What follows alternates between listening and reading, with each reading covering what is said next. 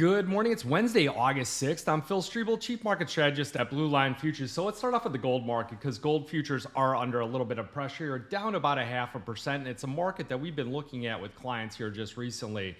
So you have gold pulling back to tactical support 1 here. That's a matrix that we put here out on the metals edge. It's an email that we sent out to the clients to try and give you intraday tactical levels of support and resistance based on probable volatility. Now looking at gold market, it is having its longest winning streak since February, and the latest rise here has really been driven by fears of a U.S. economic slowdown, coupled by traders also increasing their bets that the Federal Reserve will lower interest rates.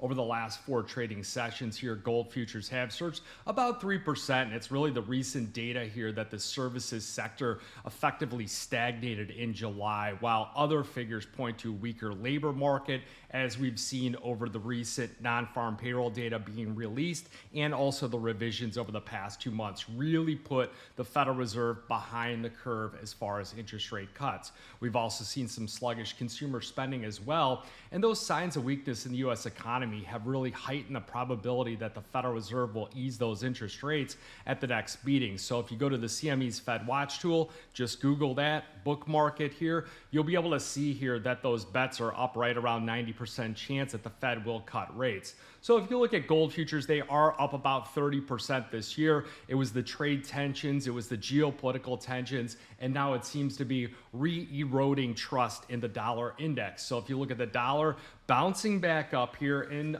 UBS did a real nice write-up on the currency markets here last night. One thing that they note here is that, yeah, that trade was a little bit overextended. It was very bearish. There were a lot of traders on the short side of the dollar index here. Now they believe that the scope of the U.S. economy, the labor market is going to soften further in the second half of the year, which is going to revive some of those bearish headwinds in the dollar index here. So the downward revisions are really the catalyst for the weaker dollar to come, and that's what their opinion is. You look at the dollar index overnight, down about 20 basis points here, sitting at 98.35, so pushing a bit lower. All the foreign currencies, green across the screen, just right across the board here. So you look at precious metals and you look back at that gold market here, one thing to note is that it's been range bound over the last few months. You go back with about 3 months, and the way that I really look at markets here, and I'll look long term, and I put this in the chart pack, is yes, there'll be long term trend lines that could go multiple years that we'll want to pay attention to because of their level of strength. But the reality is the way that commodities trade in cycles, and it's usually 3 months where you look at December gold, then you look at April, then you look at June, October, etc.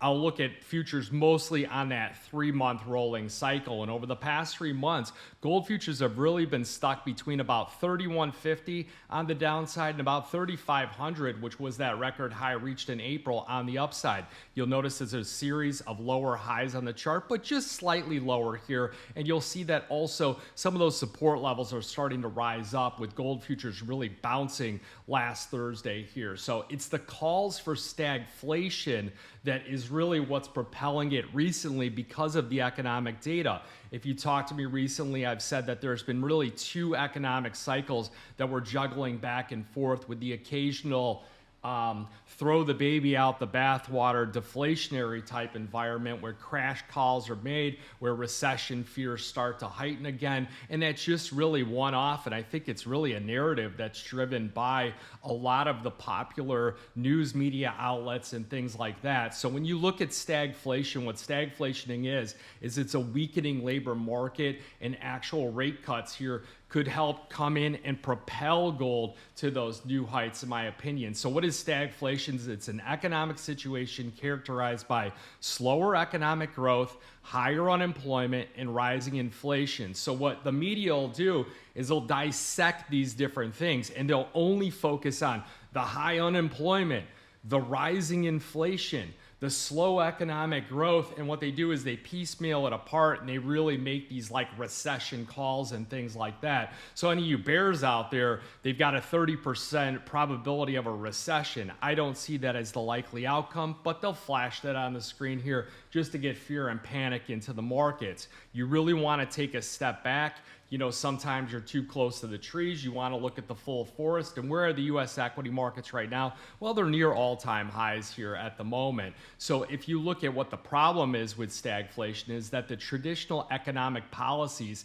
they're either trying to address slow growth or rising inflation. When you have rising inflation, what do? They raise interest rates. When you have slow growth, what do? They cut interest rates. But they generally don't have to fight both of these at the moment. And what's happening is the scale is tipping a bit with that labor data coming out so weak because Chairman Jerome Powell has been citing a robust labor market. And the reality is that the numbers were all just smoke and mirrors as it is. So don't want to get into a rabbit hole of discussion and things like that. These are, again, my observations. So two indices that I'll back test here that oftentimes perform well in stagflation or areas where you see a bit of reflation come in, and again, the two economic cycles we're in, are the NASDAQ and the Russell, because what happens with the Russell is the rate cuts help support some of the debt burden Russell, and if you look at their earnings per share growth rate,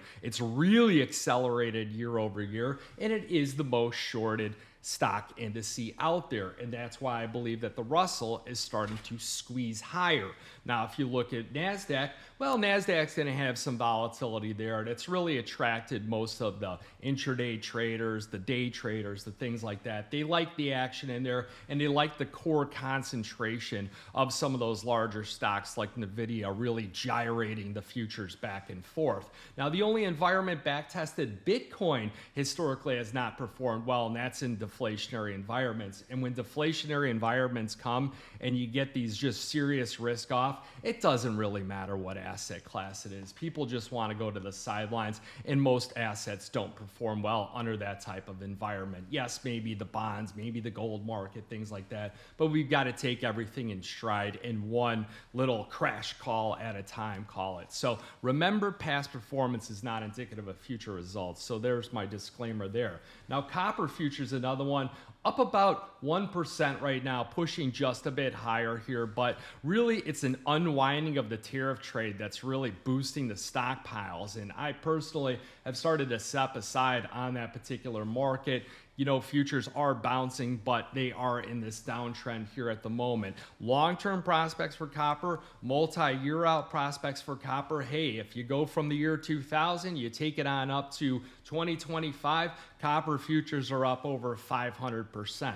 But the thing is when you look at futures trading, it's much more short term. You want to trade with the trend. You generally day trade in the directional bias of the trend or swing trade in that direction as well. And copper, it's just not getting a lot of trading activity at the moment here. If you look with that big 20% sell-off, you had a small bounce back up. Perhaps if the futures start to bounce a little bit higher, consolidate, move a little bit higher, then you get a series of lower highs on the charts, and then you start to attract some of the trend traders and things like that. But it's really slipping here as traders kind of unwind the bets that U.S. President Donald Trump's tariffs with the flows back into the London Metals Exchange here, and the readily available inventories are starting to jump over on the LME. So we're seeing this unexpected decision to spare refined copper from the 50% tariff. It sent prices plunging last week, leading traders to re-export some of those shipments here. So we're looking at things moving back and forth. And I anticipate that it's going to have some headwinds on the upside because a lot of people might be bag holding that particular position, that long position. So they'll let that position go at some point going forward. So you look at the equity markets. I actually checked on them last night. I really don't do that very often, but I was curious to see if the Russell was going to make a new little breakout here and where it was going to go. So European trading, European stocks, they posted modest gains.